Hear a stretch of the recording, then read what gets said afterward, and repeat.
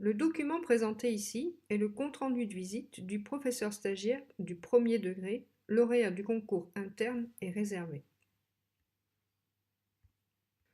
Le compte-rendu de visite rend compte à la fois de la pratique de classe du professeur stagiaire et de son implication dans l'établissement pour une période donnée. Le tuteur ne doit donc pas hésiter à rencontrer le chef d'établissement pour compléter ses observations. Rappelons qu'une visite englobe une ou des séances pédagogiques, ainsi que les éléments périphériques à ce temps de classe. Rédigé à chacune des 3 périodes de l'année de stage, le compte-rendu de visite permet une lecture de l'évolution du niveau de maîtrise des compétences du professeur stagiaire. Le tuteur assure la rédaction des 2 visites qu'il aura réalisées. Le visiteur extérieur, quant à lui, rédigera le 2e de ses comptes rendus de visite. Le professeur stagiaire est co-signataire de ce document et ne doit donc pas en découvrir son contenu au moment de la signature. Le compte-rendu de visite est un document qui se compose de 4 parties. La première partie concerne l'identité de chacun. La deuxième partie, quant à elle, présente quelques indications du contexte d'enseignement. La troisième partie est une synthèse des aspects positifs et des points à améliorer constatés sur la période observée. Sa particularité est qu'elle doit être rédigée après avoir réalisé l'évaluation intermédiaire des compétences qui se trouve en dernière partie. La justification est de permettre un regard d'ensemble sur la situation du professeur stagiaire par les destinataires de ce document.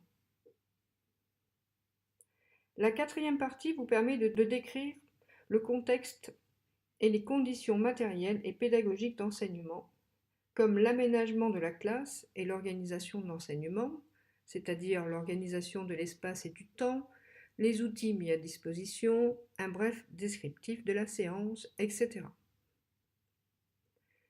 La dernière partie permet de réaliser une évaluation intermédiaire des compétences qui auront été observées au cours des visites.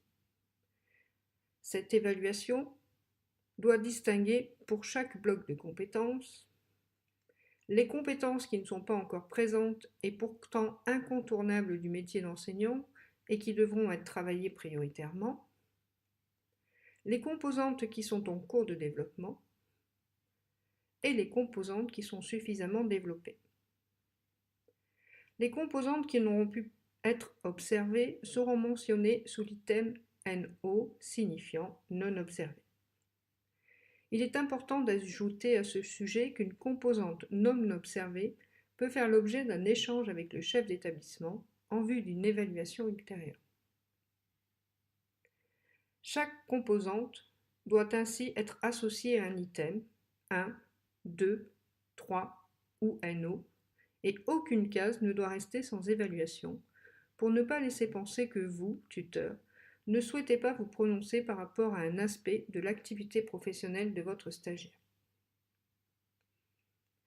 Ces niveaux de maîtrise doivent obligatoirement faire l'objet de commentaires afin d'expliciter le positionnement attribué.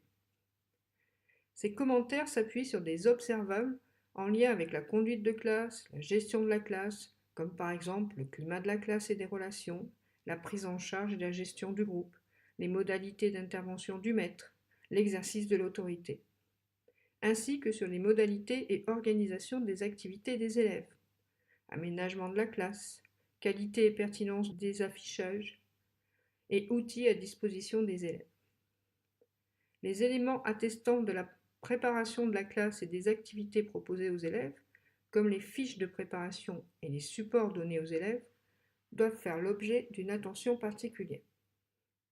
Created using Powtoon.